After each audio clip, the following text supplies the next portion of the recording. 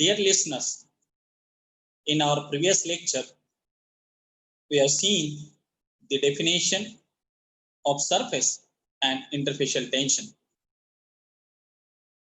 We have also seen that interfacial tension is invariably will be lesser as compared to the surface tension, and it has to do with the adhesive forces of attraction which will be there between the immiscible liquids, and they will be higher as compared to the adhesive forces which can be developed between the liquid and gas molecule. Now, let us move on to talk about surface free energy. And in today's lecture, we'll see another definition of surface tension in terms of surface free energy. Name itself indicates it is the energy which is associated with the molecules which are there onto the surface. And the molecules which are there onto the surface, as they are having higher potential energy, they are always ready to leave the surface with slightest energy provided. And that's why this energy is known as surface free energy. When we are willing to move the molecules from the bulk of the liquid to the surface, we need to do some work, and that work will be done against the surface tension of the liquid. Because as we have discussed in previous lecture, that surface tension is that property of the liquid that doesn't allow more number of molecules to be exposed onto the surface, and that is why the liquid tries to occupy the spherical shape whenever it makes contact with the gas molecule or in the air. Because in the spherical shape only, the liquid will have minimum number of its molecules onto the surface. Now, when we are interested in bringing molecules from the bulk of the liquid onto the surface, means we are trying to increase the number of molecules which will be exposed to the molecules of the other phase, and that time we will have to work against the surface tension of the liquid. Each molecule which will be there onto the surface, it possesses more potential energy as compared to the molecules which are there into the bulk of the liquid. And this is very obvious because the molecules which will be there onto the surface of the liquid, they are going to interact with the molecules of another phase. Say, for example, when liquid is being coming out of an aperture, it is making contact with the molecules of the gas. And being they are going to experience the different environment than the environment they were facing and experiencing when they were there into the bulk of the liquid. This we have seen in yesterday's lecture, that molecule which is there into the bulk, it is being attracted in all direction equally and exhibit excellent cohesive forces of attraction. But when it comes onto the surface, it is going to experience the downward pull because of the cohesive force of attraction, which will be greater as compared to the adhesive forces of attraction that molecule of liquid can develop with the molecule of the gas, which is there onto the top. So if surface of liquid will be increased, ultimately means we will have more number of molecules of the liquid coming onto the surface. Ultimately, the energy of the liquid will also increase, as this energy is directly proportional to the size of the free surface, and hence it is known as surface free energy. As we will increase the surface of the liquid, it will increase the number of molecules which are coming onto the surface. Ultimately, it will increase the energy of that liquid, and hence this energy is known as surface free energy. Even in day-to-day life, you will see that if you have siblings who are staying at home, studying or going for the school, they will not get the kind of pocket money you get. if you are staying into the hostel, because even our parents knows the one who is staying at home, its needs are being taken care of by the parents. But when you are staying into the hostel, you may need money because nobody is there to take care of you. You have to take care of yourself. And at that time, the pocket money is being increased. So similarly, when molecules are being brought onto the surface from the bulk of the liquid, ultimately the potential energy of that molecules, when it is being brought onto the liquid surface, it increases. And this being related to the increase into the size of the free surface, this energy is being known as surface free energy. Each molecule of the liquid has a tendency to move inside the liquid from the surface and with minimum surface free energy. If you are decreasing the surface of the liquid, ultimately few molecules which were there already onto the surface, they will move into the bulk, decreasing the surface free energy. For equilibrium, the surface free energy of a system must be at minimum. If you go on increasing the surface, higher and higher surface free energy will be there with the system associated, and it will lead to disturbing the equilibrium of the system.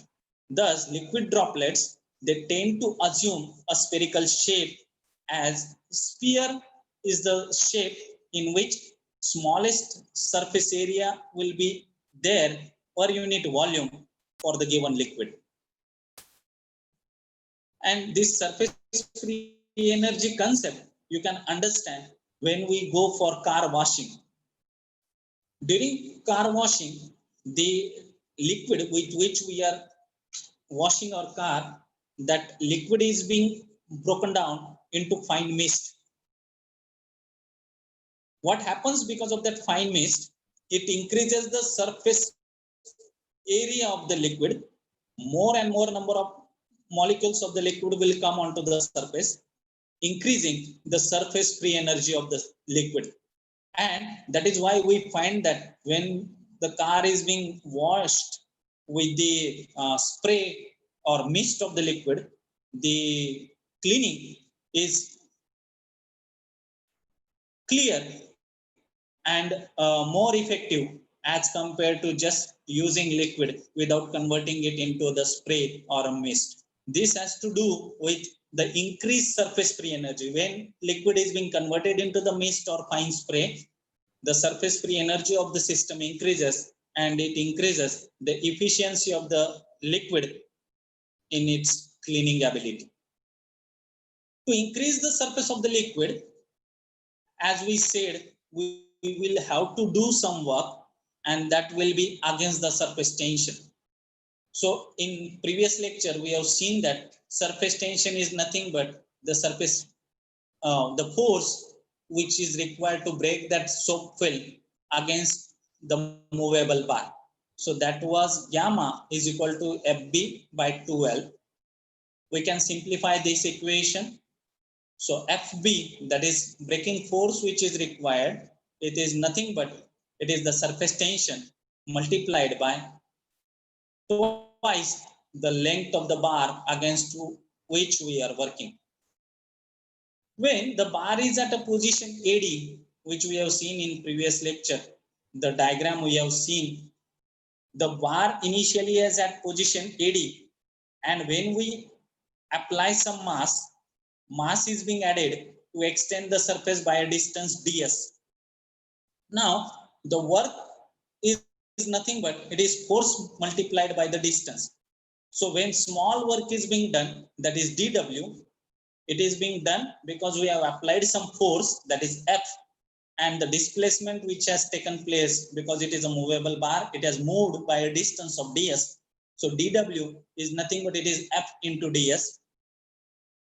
Now we know that in above equation, we have seen the breaking force FB is given by surface tension multiplied by twice the length of the bar. So we are putting the value of force in this equation. We get dW is equal to gamma, that is surface tension, into 2L, that is twice the length of the bar multiplied by the distance by which the bar has been displaced because of the force which is being applied, that is ds. Now we know that 12 into ds is equal to the increase in surface area. Length into displacement is the increment into the area. So that can be replaced by dA.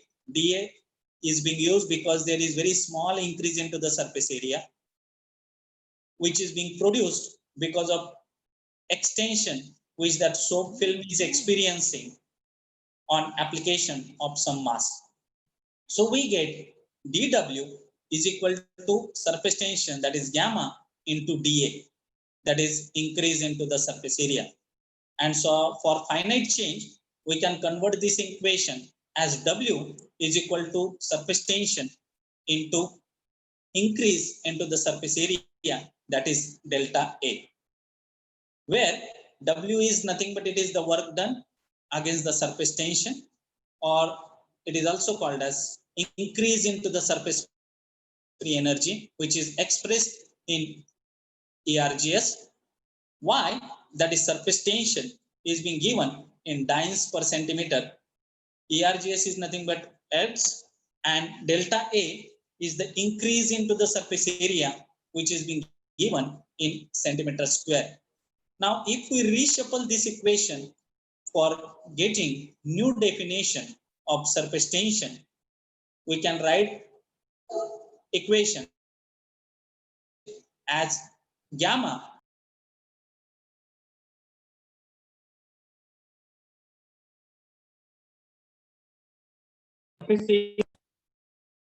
by a unit.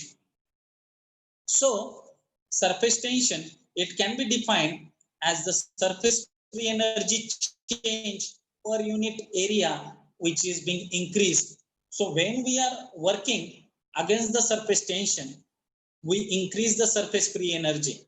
But for increasing the surface free energy, we'll have to do some work. And how much work is being done, that can be understood by knowing the change which has taken place into the surface area of that particular liquid. So we can define surface tension in terms of surface free energy as surface tension is the increase into the surface free energy or change into the surface free energy that has been brought per unit area increase into the surface of a liquid. So when we are increasing the surface of the liquid, it will lead to the change or increase into the surface free energy. So surface tension can also be defined in terms of surface free energy. That is, surface tension is nothing but it is the surface free energy change per unit area increased. Hope the concept of surface free energy is clear. We convert the material or liquid into the fine mist to increase the surface free energy. And as surface free energy will increase, it will lead to increase into the surface area of the liquid as well. In the next lecture, we'll start talking about the methods which are being used for determination of surface and interfacial tension. Thank you. Thank you very much.